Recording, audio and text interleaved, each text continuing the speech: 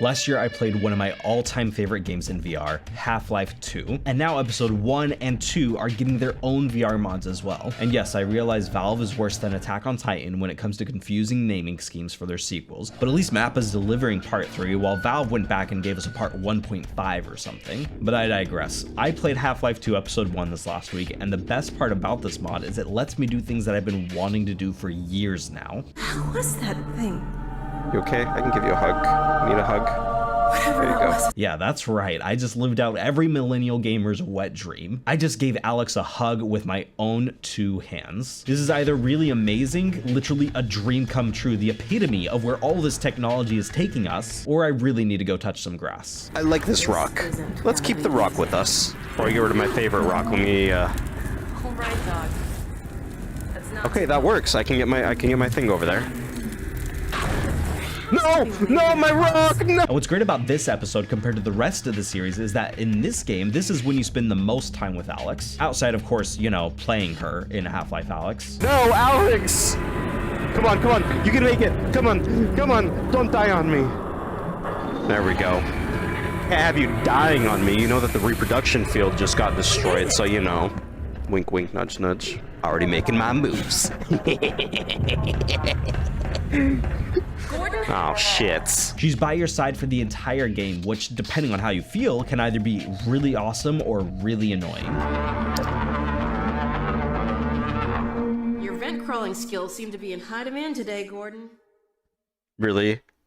But enough fawning over Alex. If you've never played the Half-Life games, I'm begging you, please play the entire series in VR. You literally can play every single game in VR, and playing these games in virtual reality is honestly the ultimate way to experience them. Half-Life 2 as a game holds up today as a flat screen game, but in VR, it honestly looks way better than half the VR games that I've played. Play these games in VR so that when headcrabs and burning zombies haunt your dreams, they feel even more realistic and terrifying because you've experienced them in full stereoscopic 3D. Let's see their face.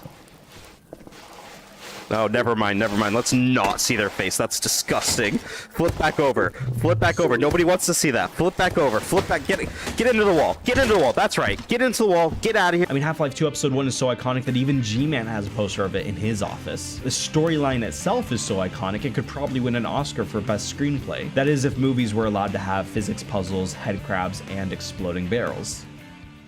Well, this is quite the predicament. Ooh. Well, we'll just put you somewhere where you're not. Shit! You know how close that was? You see how close that was to just murdering me?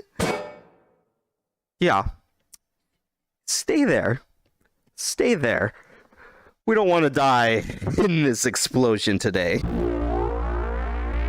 In this game, you play as someone more silent than an introvert at a mime convention, and then some magic aliens kidnap you from this guy that looks like your boss, and they bury you under a bunch of rocks. Thankfully, Alex is there to save the day, and while you're laying the moves on her and you think it's going pretty good, you get on this weird amusement park ride that's so sketchy, it makes your state fair look like it was made by NASA engineers. There's a giant ball looking like it's ready to explode, and some giant worm-looking monsters will do anything they can to make sure that you don't stop it from exploding. And then some humans, and yes, these are humans, try to eat you, and you find yourself weaving through the city trying to escape the blast zone. All along the way, some bug aliens gangbang you so hard that your PC literally crashes. What do I do? What do I do?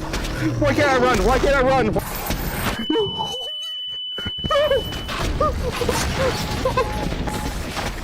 No, no, no, no, no.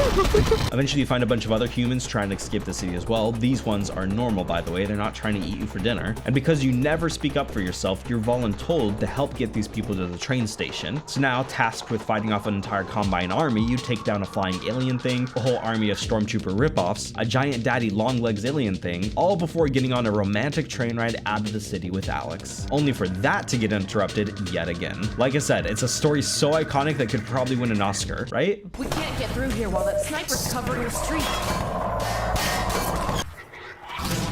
Oh. Did you guys see me dodge that? Well, if not for the story, the game is absolutely worth playing for the gameplay. Not even lying to you, some of the most epic gunfights I've ever been in were while I was playing this game in virtual reality. I felt like John Wick coming around corners, shooting down Combine and zombies, throwing grenades, sniping enemies out with master precision with a crossbow. All of this while an epic rock track that sounds kind of like Tool wrote it plays in the background. Like seriously, whoever wrote this soundtrack deserves a Grammy, an Oscar, or like a Nobel Peace Prize for how much they saved humanity that day. Or at the very least, a pat on the back from their mom. The music makes the combat feel so exhilarating, especially in VR.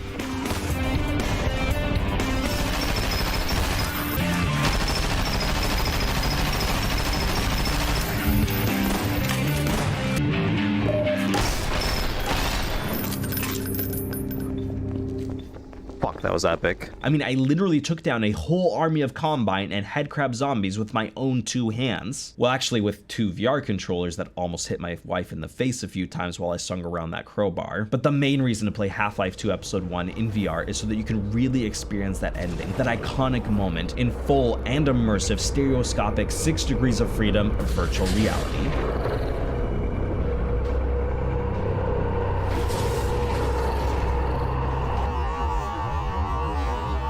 Ooh.